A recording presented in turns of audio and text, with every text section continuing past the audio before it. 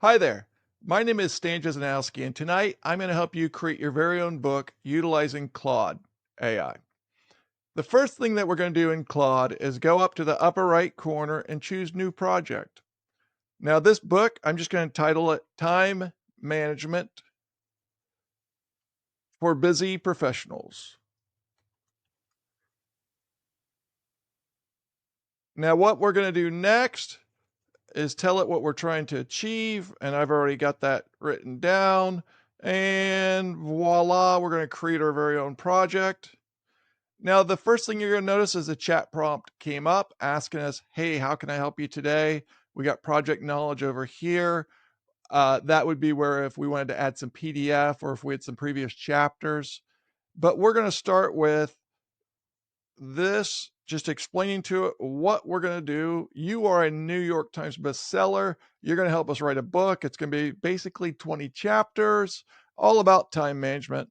And see here, so the first thing you get coming back is it's asking us lots of questions that we can answer and what I can help with. It starts out with finding appropriate Mark Twain quotes for each chapter theme, researching and incorporating relative statistics about time management, productivity, and workplace efficiency. Now let's go down here and ask it to help us create an outline. Please create an outline for us on what you think this will look like.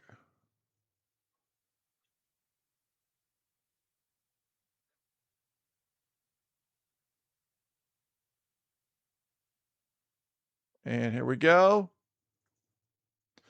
Now it's curating our first artifact.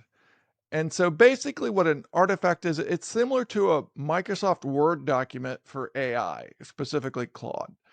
I love artifacts. I think it's one of the greatest features that Claude has. So I've previously written a book and published it just out of my own experimenting. It wasn't really to be a New York Times bestseller. I just wanted to see if I could do it. So basically, what I did was I created this book called An Island of Focus in a Sea of Distractions. I did everything in Claude. It was originally 24 chapters. I cut it down to 14 chapters. Each chapter is an artifact. You'll notice on the back cover, I did about the author. All that was also done. Once I did the 14 chapters, I told a little bit about myself and did it and put it in there, and it came up with its own about the author. Now, the artwork on the cover, I actually did that in ChatGPT. I thought it did a fantastic job. I add the text in Canva. When I was done with all that, I utilized the Amazon Kindle publishing. I published my own Kindle book as well as a physical book. When I was done with that, I used AI Studio and I did a podcast. So let's get started and I'll show you basically step by step how I did all of this. So now we've got an appendix here that you can see. Here's our 20 chapters first and foremost. All right. So basically, it's got a book overview and our artifact, practical guide, using Mark Twain quotes, because that's what I requested at the beginning in the project description. The illusion of time is chapter 1. Time is a currency. The procrastination trap. Time myths and realities. The art of saying no. I like that one. The priority matrix. One thing I don't see in here, maybe it was in the priority matrix, but I personally like the Eisenhower matrix. Yep, there it is. Eisenhower matrix and other variations, right? So it looks pretty good. I think we've got our start. So let's start with chapter 1. We'll tell it looks great.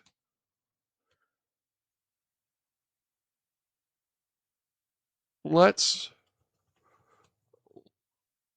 create an artifact for chapter 1.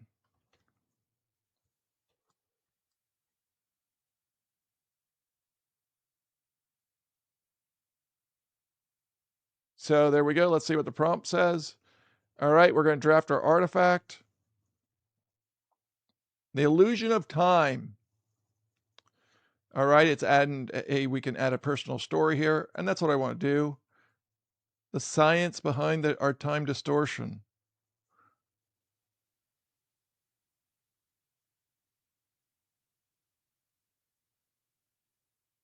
We're writing the book. Here we go.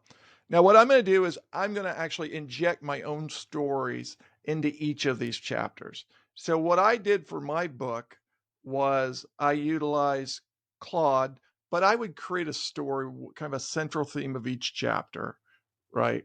And for example, chapter 3 was about creation versus consumption, right? Every day, every minute, we choose to either create something or consume something, right? Not saying consumption is bad, but too much consumption's bad, right? You just don't do anything with your life. You're just consuming, just like the movie Wall-E, right? That's all they ended up doing was consumption, right? You need some creation in your life. So now what we've got here is our chapter 1 is here, and the illusion of time. The secret of getting ahead is getting started, says Mark Twain. That's a great start.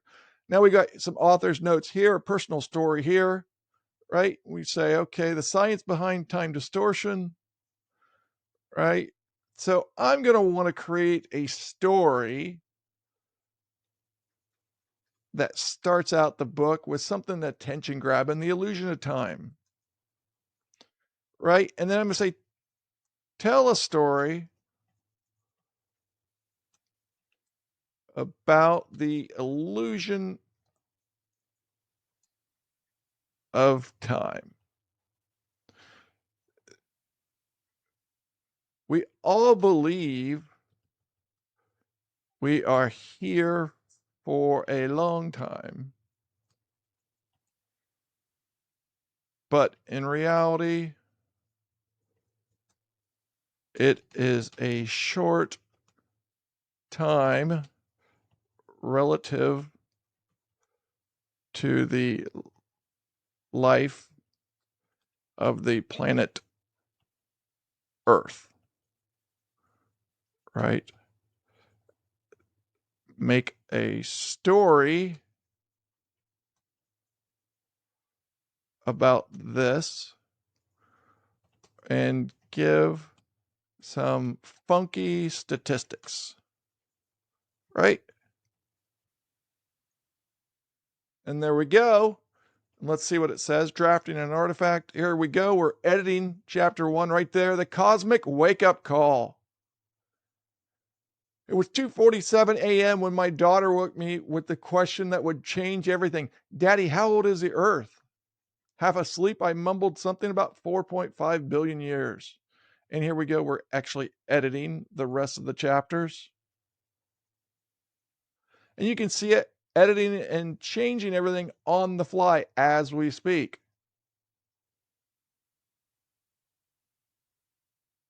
It's pretty amazing.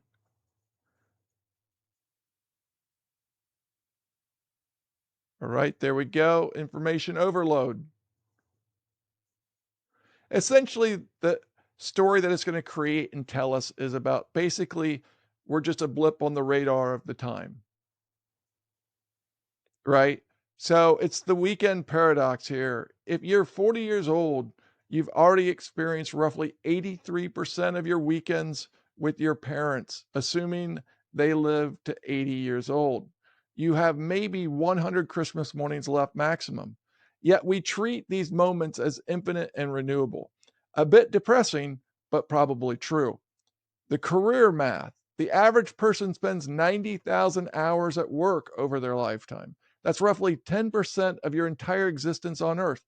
But here's the kicker: most people spend more time choosing a restaurant for dinner than they do researching the company that they will spend a decade of their life with. Right? So there you go. Talks about the neuroscience of never enough. There we go. That looks like a pretty decent chapter. And we say, looks great. Now let's move on to chapter 2.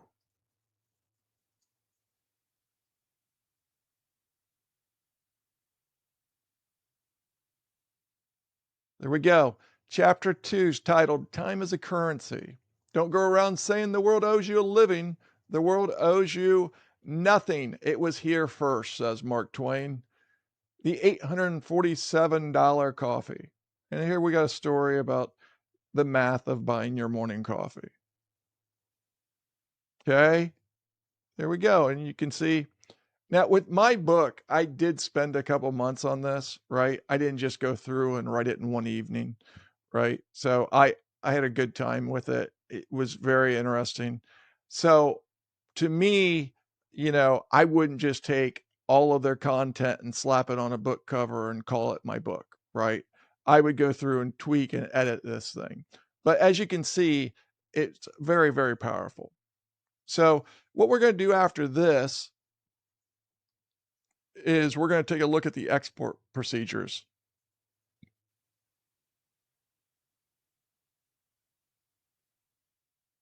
All right, there we go. We got ended the chapter on the key takeaways. And next we talk about chapter 3, explores procrastination trap and why never put it off till tomorrow, what may be done the day after tomorrow just as well. Okay. So as you can see, here's our latest artifact, right? We're expanding on chapter 1, right? There we go. Your personal exchange rate.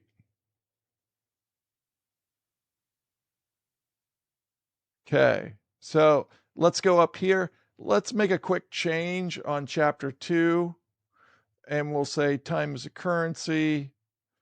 Okay, let's tell a story that talks about opportunity costs, right? Like going to a college football game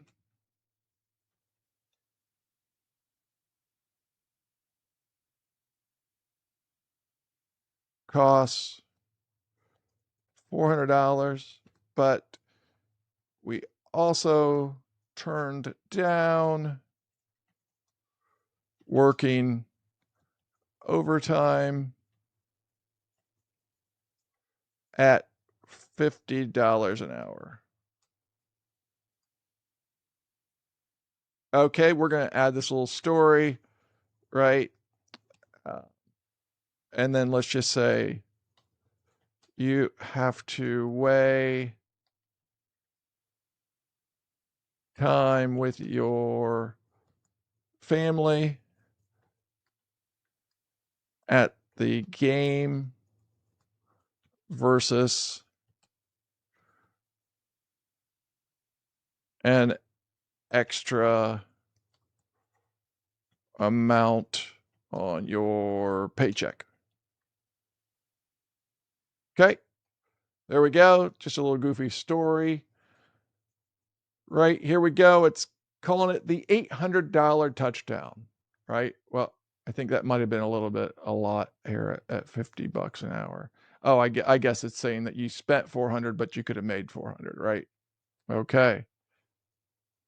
And basically it says, then I flip the calculation, right? And it breaks it down, right? So we got a nice little story here. We've interjected our own personal touch to it. There we go. And now we've got chat coming back and telling us, here we go, the honest reality. The game was awful. It rained and everybody got sick of the hot dogs, right? So Jake was on his phone for half the game, but the connection in that one conversation made it all worthwhile, right? So there we've injected our own little story. And now let's move on to chapter 3. Okay. Create an artifact for chapter 3. All right, here we go. The procrastination trap, right? Never put off tomorrow what may be done after tomorrow just as well, says Mark Twain. The 47-day email. So obviously, this is a whole chapter on procrastination. Here we go. We've got the neuroscience behind it all, the hidden cost of delay. Okay. So now a few takeaways that I found when I was writing my book. One thing that I ran into was I was actually running out of tokens essentially with my Claude. And so I was making so many changes to the book where I would actually run out of resources. So basically, what it'd say is, hey, I need you to, you can't utilize Claude for about another 3 hours. And then I'd get back into Claude and it would only let me do like 10 chat prompts. So towards the end of my book, it got really time consuming because I was really digging through, editing everything, reading the book. I've probably read it 50 times, right? So here we go. We've got the response to the chat. We got the key takeaways and the transition to chapter 4, where it examines the myths we tell ourselves about time and productivity, right? And so, as you can see, we can go on and on for the rest of the book, right? Um, let's ask it to write a skeleton about the book. I think it's called a skeleton.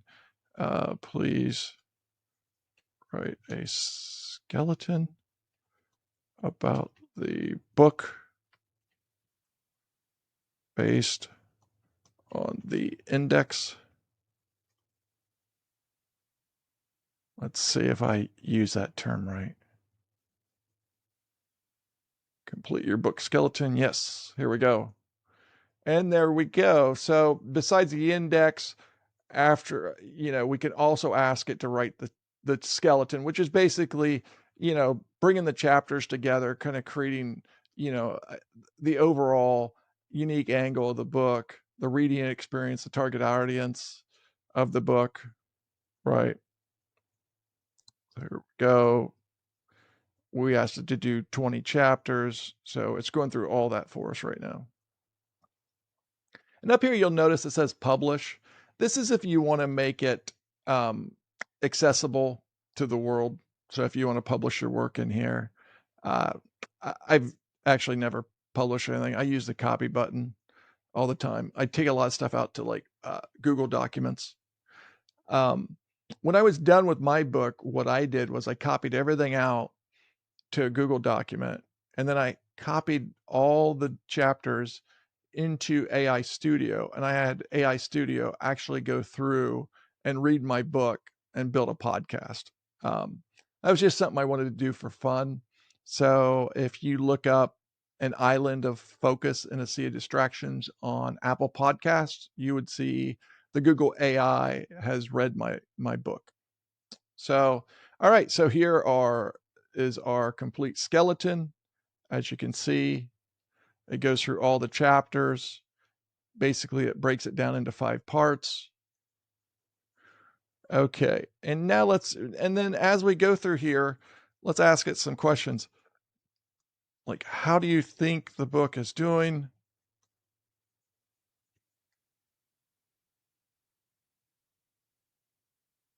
It's doing. Do you have any suggestions for changes?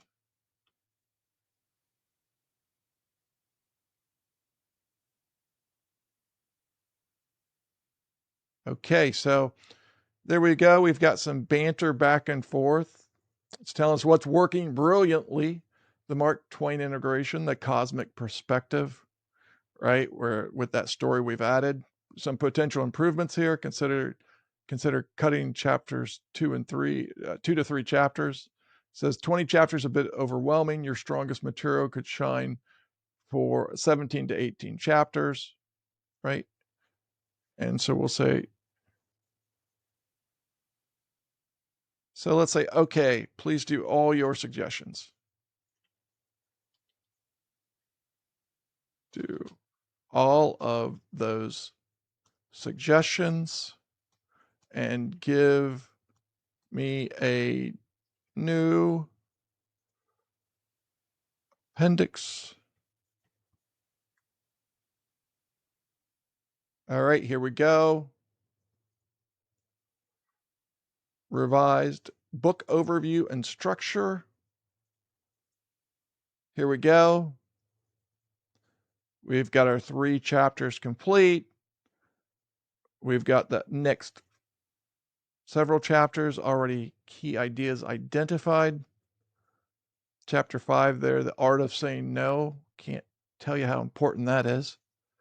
You know, we've got the priority matrix. That's basically the Eisenhower matrix based on the Dwight D. Eisenhower's matrix that he would do to basically compile his to-do list every day of his life. He was big on delegation. Okay. We've got When Systems Fail, chapter 15, Time and Relationships, 16.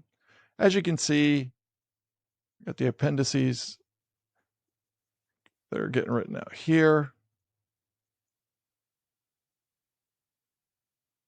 All right. So this is starting to come together like a real book. So a couple things that I ran into when I was doing the book that you might want to be aware of is before I chose Claude AI, I also tried to do this book in ChatGPT.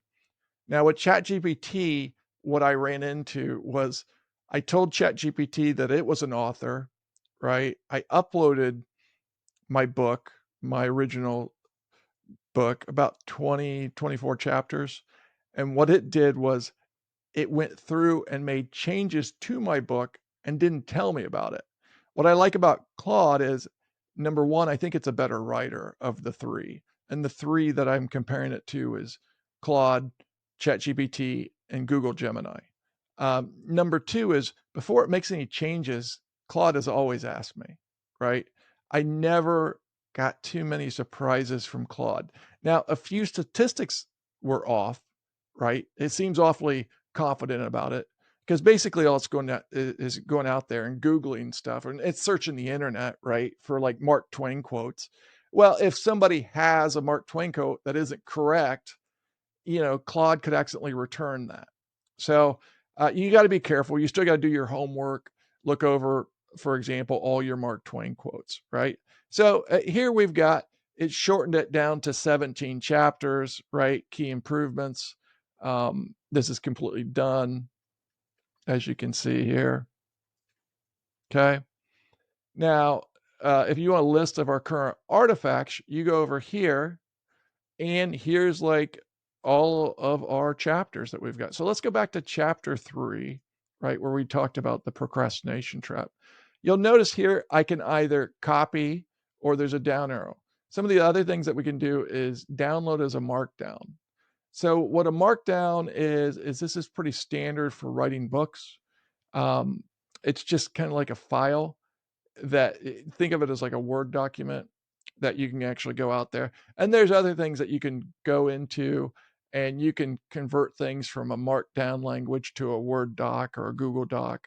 Or else you can just copy it straight up into a project, right?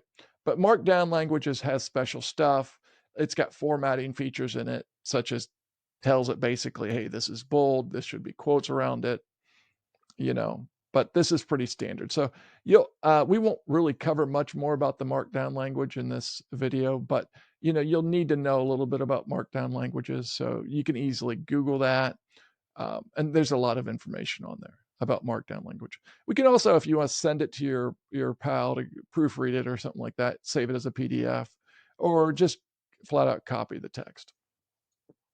All right, so here we go. So now, another thing that we ran into with writing with Claude was projects fill up with space, right? You make all these changes, you go back and forth and you banter with your Claude AI, and eventually you're going to run out of space. So what you'll need to do is when you run out of space is you're actually going to have to create a new project, right? So just like we created this project, you create a new one. But before you do that, at the very end, you say, please summarize this project because I'm going to create a new project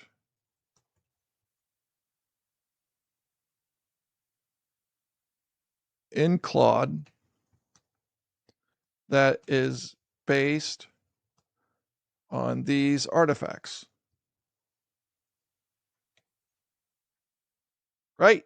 And so then you hit enter here, and what we've got is it's going to create a summary for us, right? And this is the first thing we're going to copy into our new project, right? So what we would do is we would copy all of our artifacts out as a markdown language, right? You'll save those. And so inside the new project, there's a section called knowledge base. You'll copy all your artifacts into that knowledge base. You'll copy your project summary on the first chat. That way it updates itself. And there you go. You got a new start. You've refreshed the memory on Claude, and you can continue writing your book. So the model I used, by the way, for this is Claude Sonnet 4, which you will need Claude Sonnet 4 for the artifacts. But okay, so let's go back again and let's take a look at this chapter 1, the illusion of time here, right? Let's say we want to make that a little bit longer, right? So let's go over here and say, make the following longer.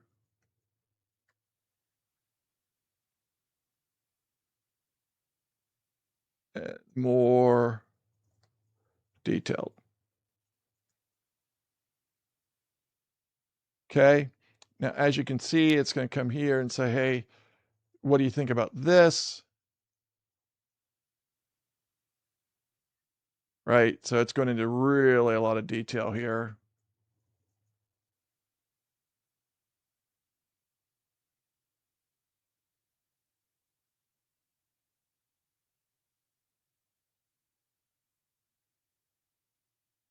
Looks great. Make that change.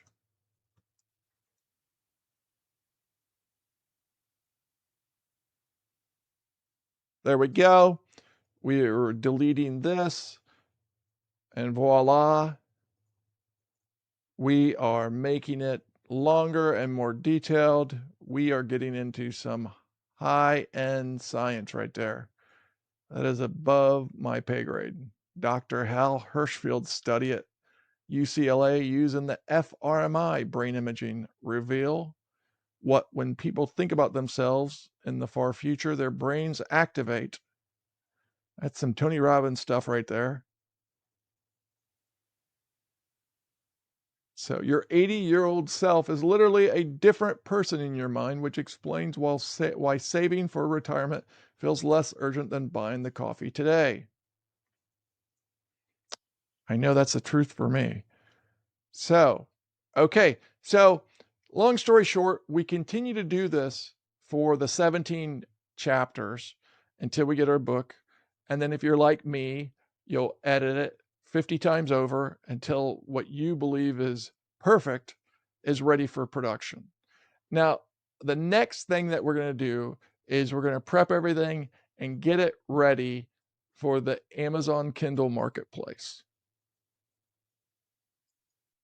All right, it's time for the last stage here, and we're going to go into Amazon Kindle Publishing and let's get this book published. Okay, so what you'll be doing here is we're going to assume we're done with all the chapters. I went to my previous book that I'd written here, and what we've got here is all of my chapters, right? Now let's go to chapter 1, take a look at it. All right, there we go. We got it formatted. Now what you'll do here is you'll actually download it as a markdown language, right? And so that'll come down as an MK file. And you can do multiple things here. If you're using Google Docs, you can take it right into a Google Doc and it can open up an MK file. Otherwise, you can go onto Google and convert markdown files to Word documents, docx. And so eventually you'll get to the point where you just have your Word document and we'll load that and we'll take a look at this. Here it is. Once we've put it all together, all in a Word document. Okay. Now what you're going to do is you're going to go into Amazon Kindle Direct Publishing. Okay. And you're going to create an account. And then what you're going to do is are you ready to publish? And so I've got this kind of laid out for us already, right? We're going to choose our language. We're just going to do a book test, right? Author Stan Jesnowski, add some description here. I own the copyright, answer all the proper questions, edit the category for this one. It's a self-help time management book. Okay. Here's some keywords for keyword searching. Okay.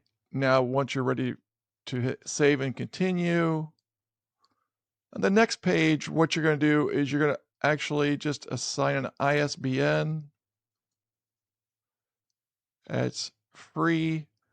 You're going to tell a little bit about your book. We're going to do just a basic book here, 6x9. Right now, we're going to have to upload the manuscript here.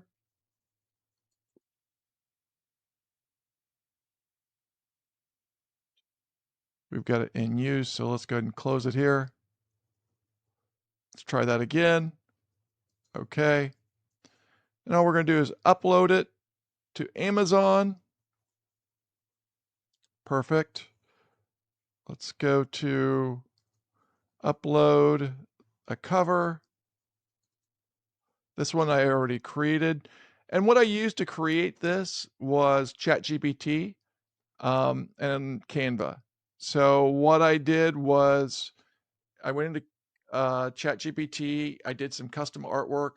And then for the text piece, though, I went into Canva and did the book cover there. All right. AI generated content. Yes.